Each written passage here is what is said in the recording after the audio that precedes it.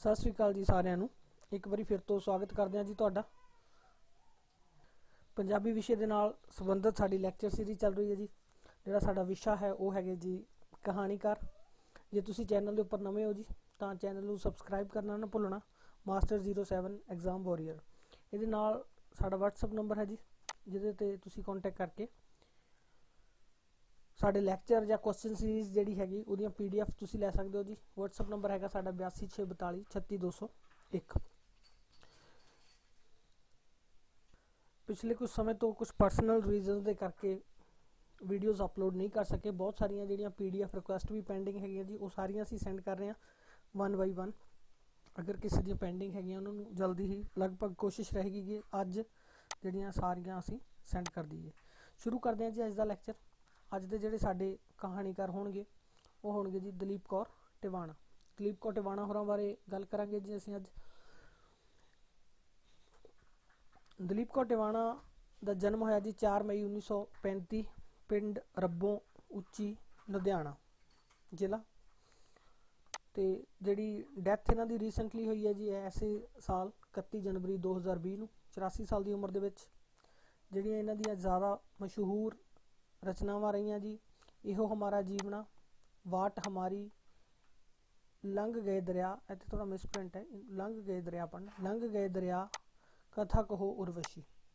विधा जिहड़ी इन्हां दी रही है जी ज़्यादातर नामना जिहड़ा खट्टिया दलीप कौर टिवाणा ने वो नावल और कहानी दे नाल खट्टिया है। अगे गल करते हैं जी जन्म और जिद्दां डैथ की असीं गल कर लई पहलां ही।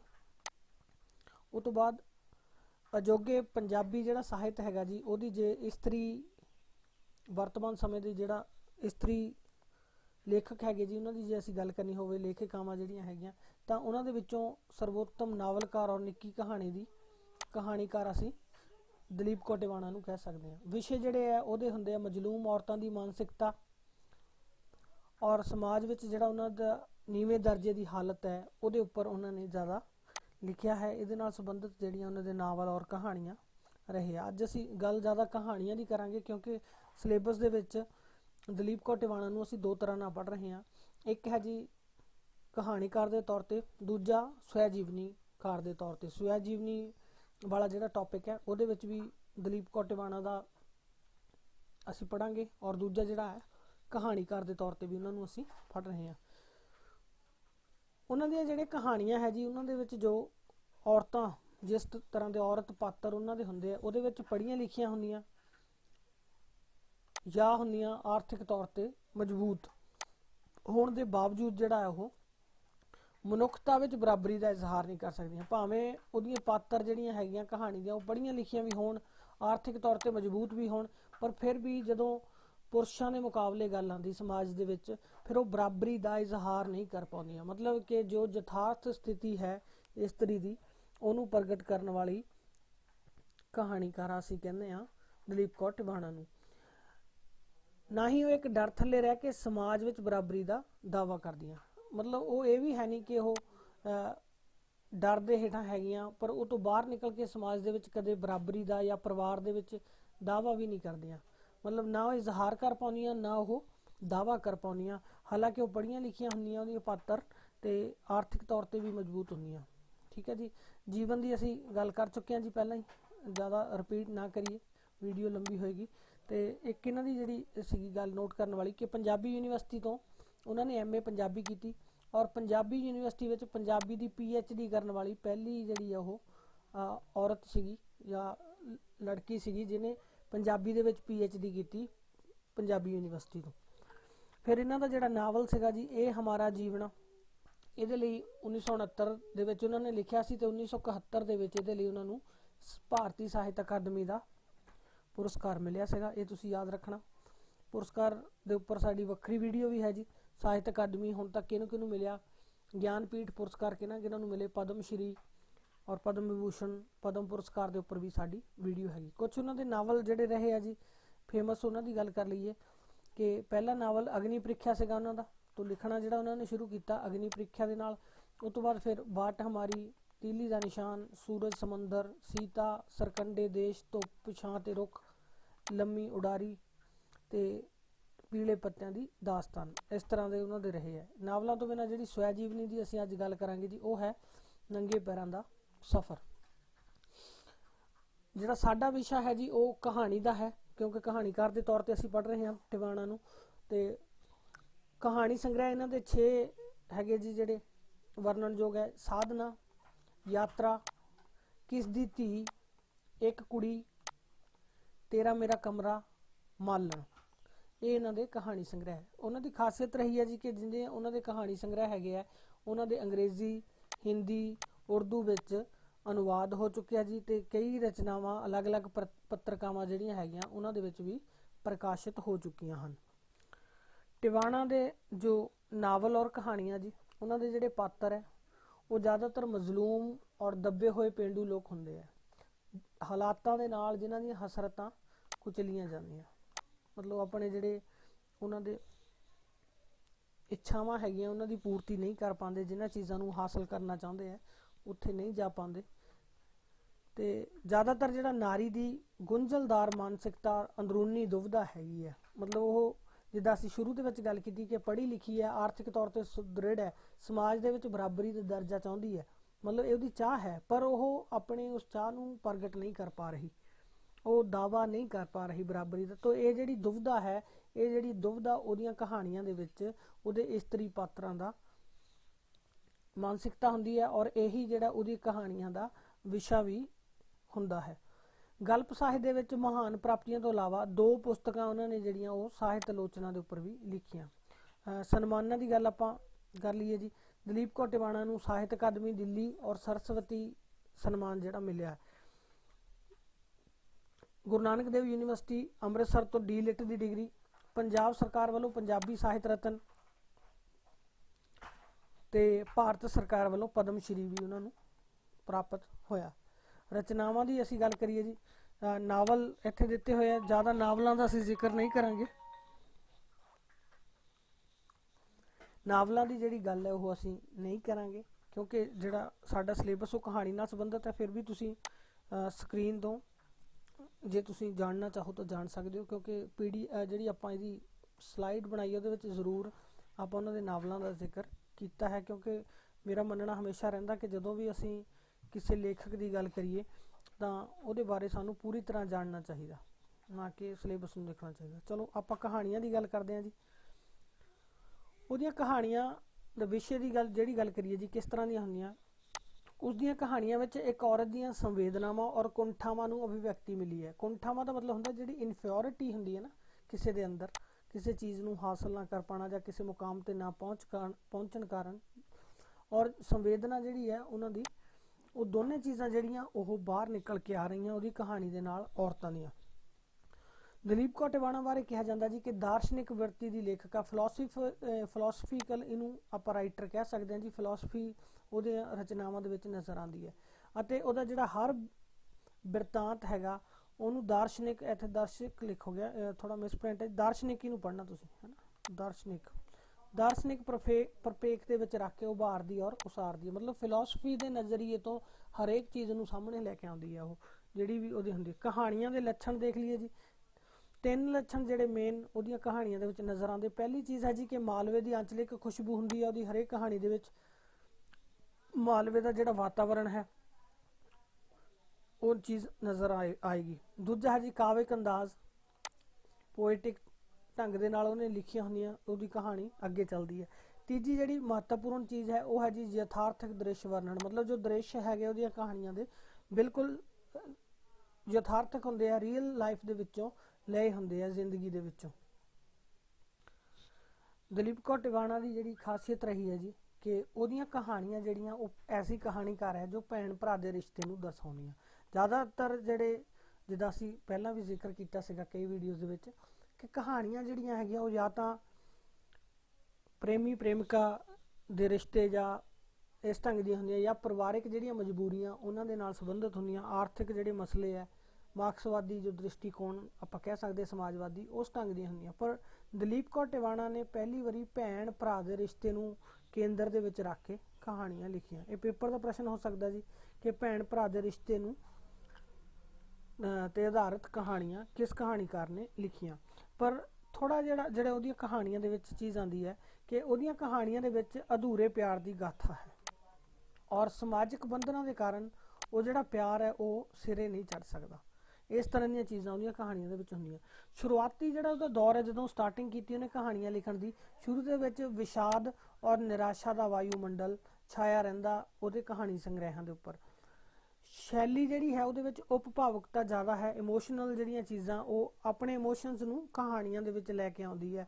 ਕਦੇ ਕਦੇ ਮਹਿਸੂਸ ਹੁੰਦਾ ਕਿ ਜ਼ਿਆਦਾ ਜਿਹੜੀ ਭਾਵੁਕਤਾ ਹੈ ਕਹਾਣੀਕਾਰ ਦੀ ਉਹ ਪਾਤਰਾਂ ਦੇ ਵਿੱਚ ਜਾਂ ਕਹਾਣੀ ਦੇ ਵਿੱਚ ਨਜ਼ਰ ਆ ਰਹੀ ਹੈ, ਤੇ ਉਗੜ ਕੇ ਉਹ ਜਿੱਦਾਂ ਇੱਥੇ ਲਿਖਿਆ ਹੀ ਅਸੀਂ ਪ੍ਰਤੱਖ ਰੂਪ ਵਿੱਚ ਸਾਹਮਣੇ ਆ ਜਾਂਦੀ ਹੈ। ਸਟਾਈਲ ਜਿਹੜਾ ਉਹ ਭਾਵੁਕਤਾ ਵਾਲਾ ਉਹਦਾ ਰਹਿੰਦਾ, ਲਿਖਣ ਵਾਲਾ ਹਮੇਸ਼ਾ ਉਹ ਭਾਵੁਕਤਾ ਨੂੰ ਹਰੇਕ ਚੀਜ਼ ਦੇ ਨਾਲ ਜੋੜਦੀ ਹੈ ਹਰੇਕ ਜਗ੍ਹਾ। ਪਰ ਹੌਲੀ ਹੌਲੀ ਜਦੋਂ ਅੱਗੇ ਜਾਂਦੀ ਹੈ ਉਹ, ਜਿਸ ਤਰ੍ਹਾਂ ਇਹ ਸ਼ੁਰੂਆਤੀ ਦੌਰ ਦੀ ਅਸੀਂ ਗੱਲ ਕਰ ਰਹੇ ਸੀ, ਫਿਰ ਉਹਦੇ ਵਿੱਚ ਮਨੋਵਿਗਿਆਨਿਕ ਸੂਝ ਜਿਹੜੀ ਹੈ ਔਰ ਮਨੋਵਿਗਿਆਨਿਕ ਵਿਸ਼ਲੇਸ਼ਣ ਉਹ ਪ੍ਰਬਲ ਹੋਣਾ ਸ਼ੁਰੂ ਹੋ ਗਏ ਉਹਦੀ ਕਹਾਣੀਆਂ ਦੇ ਵਿੱਚ। ਸ਼ੁਰੂਆਤ ਦੇ ਵਿੱਚ ਉਪਭਾਵੁਕਤਾ ਨਜ਼ਰ ਆਉਂਦੀ ਸੀਗੀ, ਪਰ ਹੌਲੀ ਹੌਲੀ ਜਿਹੜਾ ਜਦੋਂ ਉਹਦੇ ਅਗਲੇ ਕਹਾਣੀ ਸੰਗ੍ਰਹਿ ਆਉਣੇ ਸ਼ੁਰੂ ਹੋਏ, ਮਨੋਵਿਗਿਆਨਿਕ ਸੂਝ ਔਰ ਵਿਸ਼ਲੇਸ਼ਣ ਜਿਹੜਾ ਮਨੋਵਿਗਿਆਨਿਕ ਢੰਗ ਦਾ ਹੋ ਗਿਆ। ਅੰਤਰਦ੍ਰਿਸ਼ਟੀ ਔਰ ਬੌਧਿਕ ਭਾਂਤ ਦਾ ਨਿਰਣਾਕਾਰੀ ਜਿਹੜਾ ਕਥਨ ਸੀਗੇ ਉਹ ਨਿਖਰ ਕੇ ਰੂਪਮਾਨ ਹੋਣ ਲੱਗੇ। ਫਿਰ ਜਿਹੜੇ ਰਿਜ਼ਲਟ ਹੈਗੇ ਨਾ, ਮਤਲਬ ਕਿਸੇ ਚੀਜ਼ ਨੂੰ ਡਿਸਾਈਡ ਕਰਨਾ, ਰਿਜ਼ਲਟ ਤੋਂ ਬੈਟਰ ਅਸੀਂ ਵਰਡ ਲਈਏ ਡਿਸਾਈਡ, ਉਹ ਫਿਰ ਡਿਸੀਜ਼ਨ ਜਿਹੜੇ ਉਹ ਸਾਹਮਣੇ ਆਉਣ ਲੱਗ ਜਾਂਦੇ। ਅੰਤਰਦ੍ਰਿਸ਼ਟੀ ਔਰ ਬੌਧਿਕ ਭਾਂਤ ਦਾ ਮਤਲਬ ਹਰੇਕ ਚੀਜ਼ ਨੂੰ ਬੁੱਧੀ ਦੇ ਨਾਲ ਜਦੋਂ ਅਸੀਂ ਸੋਚਦੇ ਹਾਂ ਨਾ, ਇੰਟੈਲੈਕਚੁਅਲੀ ਜਿੱਦਾਂ ਅਸੀਂ ਕਹਿ ਦਈਏ ਅੰਗਰੇਜ਼ੀ ਦੇ ਵਿੱਚ, ਤੇ ਉਹ ਚੀਜ਼ਾਂ ਜਿਹੜੀਆਂ ਉਹਦੀ ਆਉਣ ਵਾਲੀਆਂ ਕਹਾਣੀਆਂ ਦੇ ਵਿੱਚ ਨਜ਼ਰ ਆਈਆਂ। ਸਭ ਤੋਂ ਜ਼ਿਆਦਾ ਸਫਲਤਾ ਜਿਹੜੀ ਹੈ ਉਹ ਦਲੀਪ ਕੌਰ ਟਿਵਾਣਾ ਦੀ ਹੈ ਜੀ, ਕਿ ਪਾਤਰ ਨਖੇੜ ਔਰ ਉਹਨਾਂ ਦੀ ਕੋਖ, ਇਹ ਉਹਦੀ ਕਹਾਣੀਆਂ ਦੀ ਸਫਲਤਾ ਹੈ ਕਿ ਪਾਤਰ ਦੇ ਹਰੇਕ ਪੱਖ ਨੂੰ ਉਹ ਉਘਾੜ ਦਿੰਦੀ ਹੈ। ਤੁਸੀਂ ਕੋਖਣਾ ਦਾ ਅਰਥ ਮੇਰੇ ਖਿਆਲ ਨਾਲ ਸਮਝ ਗਏ ਹੋਗੇ। ਜਦੋਂ ਅਸੀਂ ਕੋਖਦੇ ਹਾਂ ਨਾ ਕਿਸੇ ਚੀਜ਼ ਨੂੰ, ਪਲੱਸ ਮਾਈਨਸ ਦੋਨੋਂ ਚੀਜ਼ਾਂ ਦੇਖਦੇ, ਉਹ ਸਾਰੀਆਂ ਚੀਜ਼ਾਂ ਉਹਦੇ ਪਾਤਰਾਂ ਦੀਆਂ ਨਜ਼ਰ ਆਉਂਦੀਆਂ। ਇਸ ਤਰ੍ਹਾਂ ਨਹੀਂ ਹੁੰਦਾ ਕਿ ਉਹਦਾ ਪਾਤਰ ਕੋਈ ਲੁਕਿਆ ਰਹਿ ਜਾਵੇ ਕਿਸੇ ਗੱਲ ਤੋਂ। ਟਿਵਾਣਾ ਦਾ ਗੁਣ ਹੈ ਜੀ ਕਿ ਉਹ ਗਦ ਲੇਖਕਾਂ ਵਾਲੀ ਉਹਦੇ ਚੇਤਨਤਾ ਹੈ, ਉਹਦੇ ਅੰਦਰ ਚੇਤਨਤਾ ਉਹਦੇ ਅੰਦਰ ਰਹਿੰਦੀ ਹੈ ਜੀ ਹਮੇਸ਼ਾ।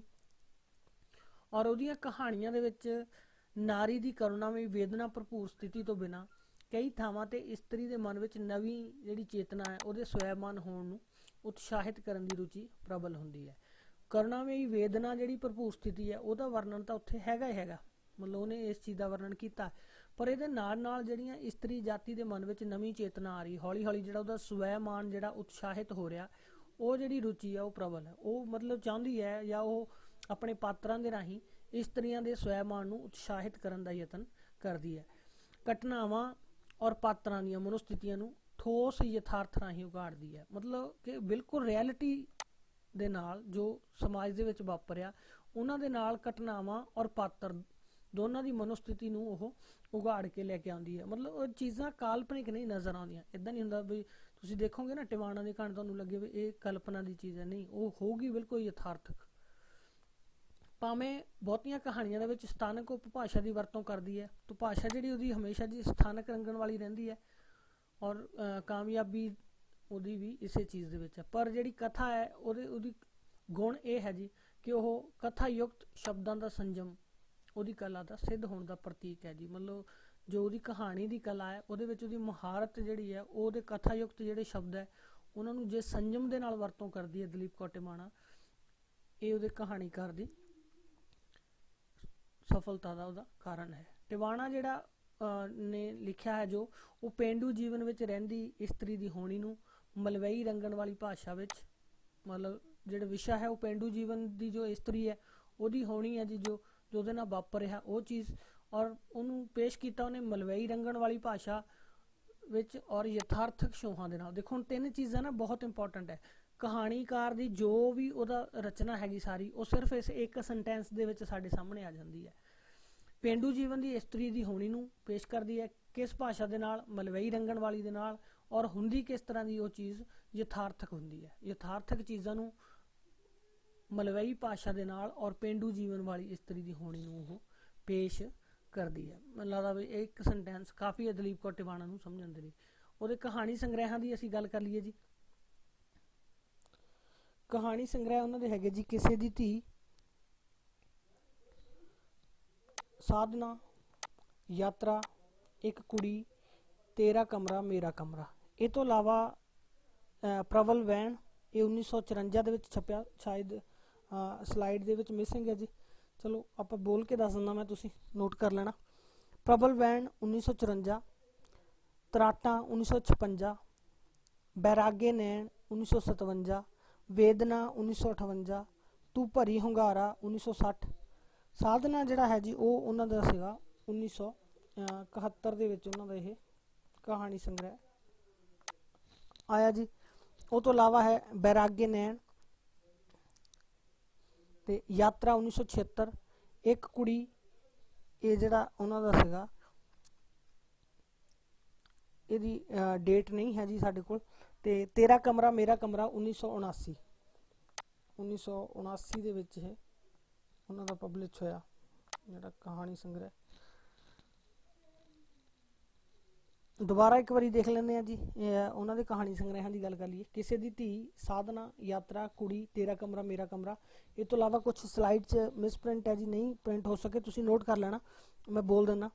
ਪ੍ਰਬਲ ਵੈਣ 1954, ਤਰਾਟਾਂ 1956, ਵੈਰਾਗੇ ਨੈਣ 1957, ਵੇਦਨਾ 1958, ਤੂੰ ਭਰੀ ਹੁੰਗਾਰਾ 1960, ਸਾਧਨਾ 1971, ਯਾਤਰਾ 1976, ਇੱਕ ਕੁੜੀ, ਤੇਰਾ ਕਮਰਾ ਮੇਰਾ ਕਮਰਾ।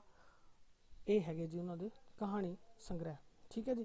ਕੁਝ ਸੰਪਾਦਿਤ ਕਹਾਣੀ ਸੰਗ੍ਰਹਿ ਹੈਗੇ ਜੀ ਜਿਨ੍ਹਾਂ ਦੀ ਸੰਪਾਦਨਾ ਕੀਤੀ ਹੈ ਦਲੀਪ ਕੌਰ ਟਿਵਾਣਾ ਨੇ। ਉਹ ਹੈਗੇ ਆ ਬਾਬਾਣੀਆਂ ਕਹਾਣੀਆਂ, ਪੁੱਤ ਸਪੁੱਤ ਕਰੇਨ, ਪੈੜਾਂ, ਕਾਲੇ ਲਿਖਣਾ ਲੇਖ, ਅੱਠੇ ਪਹਿਰ, ਡਾਕਟਰ ਮੋਹਨ ਸਿੰਘ ਦੀਵਾਨਾ।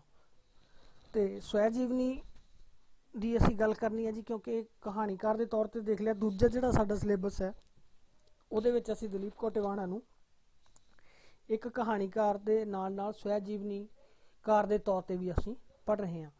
ਸਵੈ ਜੀਵਨੀ ਜਿਹੜੀ ਉਹਦੀ ਹੈ ਜੀ ਉਹ ਹੈ ਨੰਗੇ ਪੈਰਾਂ ਦਾ ਸਫ਼ਰ।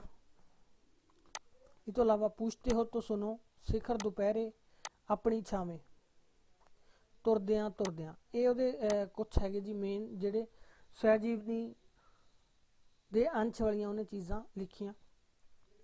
ਇਹਨਾਂ ਦੇ ਵਿੱਚ ਵੀ ਇਮੋਸ਼ਨਲ ਜਿਹੜੀ ਚੀਜ਼ ਹੈ, ਭਾਵੁਕਤਾ ਬਹੁਤ ਜ਼ਿਆਦਾ ਹਾਵੀ ਹੈ, ਪਰ ਅਸੀਂ ਇੱਥੇ ਗੱਲ ਕਰਾਂਗੇ ਜੀ ਨੰਗੇ ਪੈਰਾਂ ਦਾ ਸਫ਼ਰ ਦੀ। ਥੋੜ੍ਹਾ ਜਿਹਾ ਉਹਦੇ ਨਾਲ ਤੁਹਾਨੂੰ ਸਾਰੀਆਂ ਚੀਜ਼ਾਂ ਕਲੀਅਰ ਹੋ ਜੂਗੀਆਂ। ਨੰਗੇ ਪੈਰਾਂ ਦਾ ਸਫ਼ਰ ਇੱਕ ਸਫਲ ਸਵੈ ਜੀਵਨੀ ਅਸੀਂ ਕਹਿ ਸਕਦੇ ਹਾਂ ਜੀ। ਸਵੈ ਜੀਵਨੀ ਦੇ ਵਿੱਚ ਜਿਹੜੇ ਗੁਣ ਹੋਣੇ ਚਾਹੀਦੇ ਉਹ ਸਾਰੀਆਂ ਚੀਜ਼ਾਂ ਇਹਦੇ ਵਿੱਚ ਉਹਨੇ ਸਾਡੇ ਸਾਹਮਣੇ ਰੱਖੀਆਂ ਹੈਗੀਆਂ। ਇਹਦੇ ਵਿੱਚ ਉਹਨੇ ਜੋ ਵੀ ਕਸ਼ਟ ਔਰ ਮਾਨਸਿਕ ਸੰਤਾਪ ਹੰਢਾਇਆ ਸਾਰੀ ਜ਼ਿੰਦਗੀ, ਉਹਨੂੰ ਬੜੇ ਕਰੁਣਾਮਈ ਸੁਰ ਦੇ ਨਾਲ ਪ੍ਰਗਟ ਕੀਤਾ। ਮਤਲਬ ਜੇ ਤੁਸੀਂ ਨੰਗੇ ਪੈਰਾਂ ਦਾ ਸਫ਼ਰ ਨੂੰ ਪੜ੍ਹੋਗੇ, ਆਪਣੇ ਆਪ ਨੂੰ ਦਲੀਪ ਕੌਰ ਟਿਵਾਣਾ ਦੀ ਜਗ੍ਹਾ ਰੱਖ ਕੇ ਦੇਖੋ, ਤਾਂ ਤੁਸੀਂ ਬਹੁਤ ਜ਼ਿਆਦਾ ਉਸ ਵੇਦਨਾ ਨੂੰ ਜਾਂ ਉਸ ਦਰਦ ਨੂੰ ਜੋ ਉਸ ਇੱਕ ਬੱਚੀ ਨੇ ਹੰਢਾਇਆ ਬਚਪਨ ਦੇ ਵਿੱਚ, ਉਹਨੂੰ ਮਹਿਸੂਸ ਕਰੋਗੇ।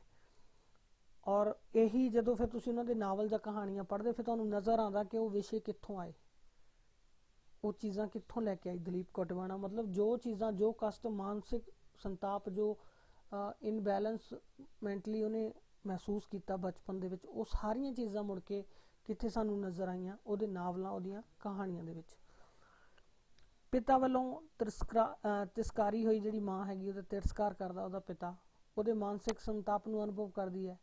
ਔਰ ਕਿਉਂਕਿ ਸਮਾਜ ਜਿਹੜਾ ਉਹ ਪੁਰਸ਼ ਪ੍ਰਧਾਨ ਹੈ, ਉਹਦੇ ਵਿੱਚ ਮਾਨਵ ਰੂਪੀ ਬਘਿਆੜ ਹੈਗੇ ਜਿਹੜੇ, ਉਹ ਹੈ ਤਾਂ ਮਨੁੱਖ ਹੈਗੇ, ਪਰ ਉਹਨਾਂ ਦਾ ਜਿਹੜਾ ਵਰਤਾਅ ਹੈਗਾ ਬਘਿਆੜਾਂ ਵਰਗਾ, ਗਿੱਦੜਾਂ ਵਰਗਾ, ਲੂੰਬੜਾਂ ਵਰਗਾ। ਉਹਦੇ ਵਿੱਚ ਵਿਚਰਦੀ ਹੋਈ ਦਲੀਪ ਕੌਰ ਟਿਵਾਣਾ ਨੇ ਆਪਣੇ ਸਵੈਮਾਨ ਨੂੰ ਫਿਰ ਵੀ ਸੁਰੱਖਿਅਤ ਰੱਖਿਆ ਹੈ।